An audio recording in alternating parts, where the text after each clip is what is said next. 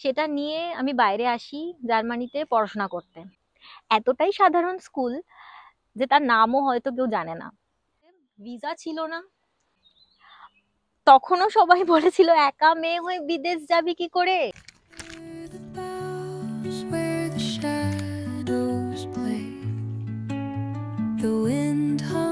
আর এটা হলো আমার অন্যতম ফেভারিট স্পট বার্লিনে। তো এখানে দাঁড়িয়ে কিছু কথা বলা যাক।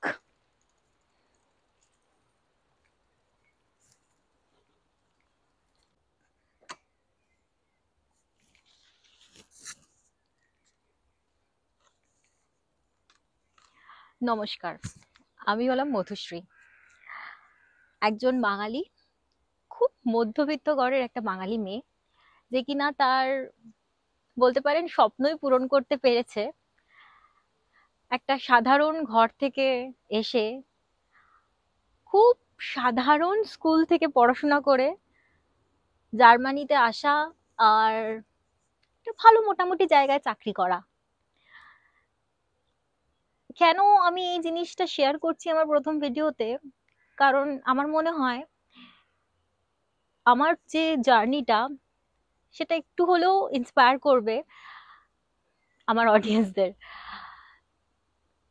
তো শুরু থেকে শুরু করি। আমি একটা ভীষণই সাধারণ স্কুলে পড়েছি, এতটাই সাধারণ স্কুল যে তার নামও হয়তো কেউ জানে না। যখন স্কুলে পড়তাম, পড়াশোনায় মোটামুটি ছিলাম, তখন থেকেই মনের মধ্যে ছিল যে কিছু করব, নিজের নিজের জীবনে কিছু করব। স্কুল পাশ করার পর অনেক বার বলার পর তখন ইঞ্জিনিয়ারিং পড়তে পাঠালো বাড়ির লোকজন। যখন ইঞ্জিনিয়ারিং পড়তে গেছিলাম তখনও বাড়িতে সবাই ভেবেছিল একা মেয়ে কি করে হস্টেলে গিয়ে থেকে পড়বে। আমি বলেছিলাম ভরসা করো, পারবো। ইঞ্জিনিয়ারিং পাশ করার পর চাকরি পাচ্ছিলাম না, চাকরি খুঁজতে ব্যাঙ্গালোর যেতে হলো। ব্যাঙ্গালোরেও একা যাই, তখনও আমার মা ভীষণ টেনশন করে, বলে যে একা একা ব্যাঙ্গালোরে গিয়ে কি করে তুই চাকরি খুঁজবি, কোথায় থাকবি। তখনও বলেছিলাম যে চিন্তা করো না, হয়ে যাবে। নিজের উপর ভরসা ছিল বলে বোধহয় অতটা করতে পেরেছিলাম। ব্যাঙ্গালোরে চাকরি পাই। ব্যাঙ্গালোরে চাকরি পাওয়ার পরে 2016-তে আমি আমার বাবাকে বলেছিলাম, কারণ এই ইচ্ছাটা আমার মনের মধ্যে ছোটবেলা থেকেই ছিল যে বাইরে যাব, দেশের বাইরে যাব, অন্য কোথাও না, জার্মানিতেই যাব। বাবাকে বলেছিলাম, বাবা বিয়ের জন্য যদি কিছু টাকা রেখে থাকো আমাকে দাও, আমি জার্মানি যাব পড়তে। তখন সেটা হেসেই উড়িয়ে দিয়েছে। তারপর ওখানে ব্যাঙ্গালোরে যেহেতু টাকা ছিল না, 3-4 বছর চাকরি করতে হলো। চাকরি করার পরেও টাকা জমাতে পারিনি বাইরে আসার জন্য। আমার মা যেহেতু গভর্নমেন্ট সার্ভিস করতেন, মা রিটায়ার করে 2019-এ।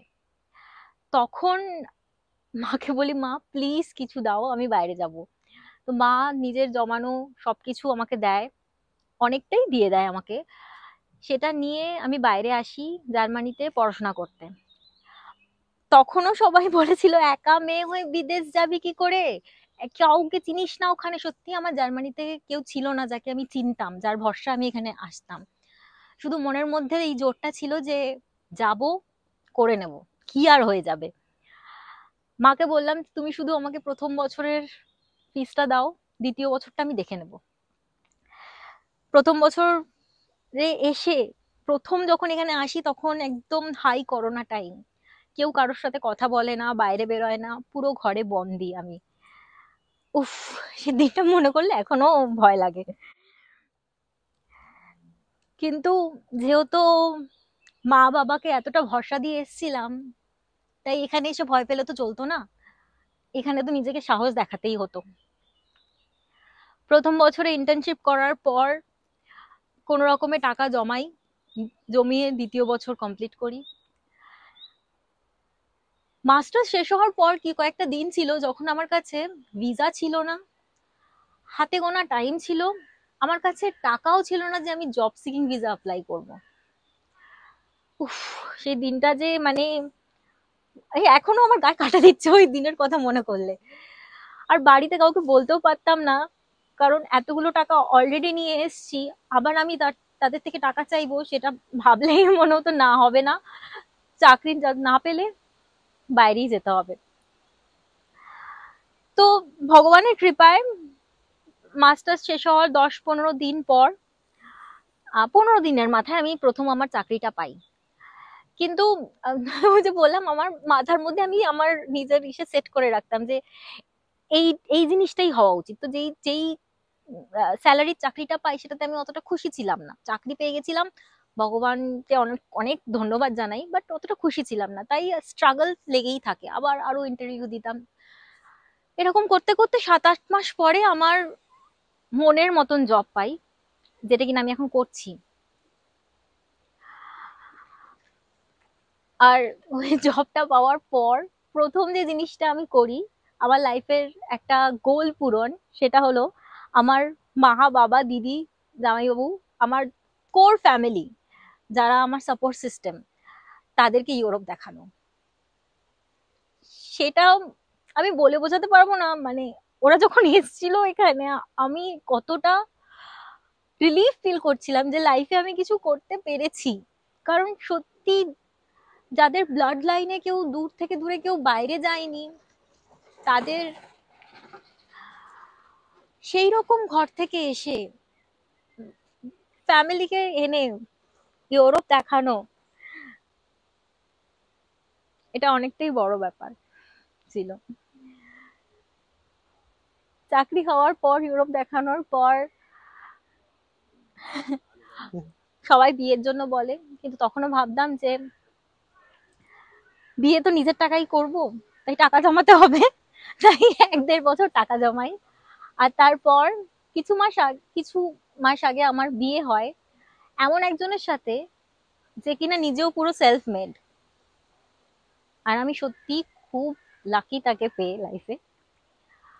এই ভিডিওটাতে আমি তার সাথেও তোমাদের ইন্ট্রোডিউস করাবো। আমার হাজবেন্ড, ও নন বেঙ্গলি, বাংলা বোঝে না। বাংলা বোঝে অল্প অল্প, ক্যামেরার পিছন থেকে তাকাচ্ছে আমার দিকে। বাংলা বোঝে অল্প অল্প, বাট বলতে পারে না। তো ডেকে নিচ্ছি আমার হাজবেন্ডকে, পঙ্কজ। হ্যালো। বাংলা বাংলায় কিছু বলো।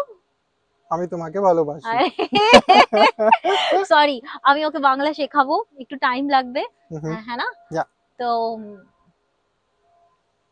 कुछ बोलो। अगर अच्छा, আমি আমরা हम বাংলা लोग বুঝবে। আমরা এই চ্যানেলে শেয়ার করব আমাদের জার্মানির কিছু লাইফের কিছু মুহূর্ত, জার্মান ফ্যাক্টস, জার্মান কালচার, জার্মানিতে কি করে আসা যায়। আর কারণ আমার মনে হয় এটা one of the best country world এর মধ্যে, অফকোর্স আফটার ইন্ডিয়া।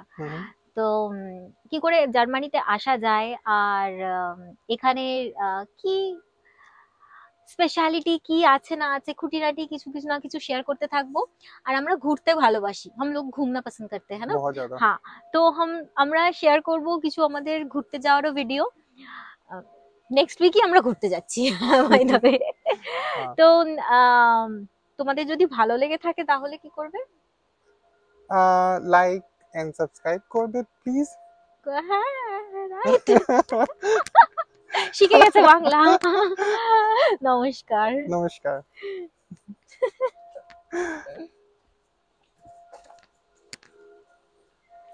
अब देखो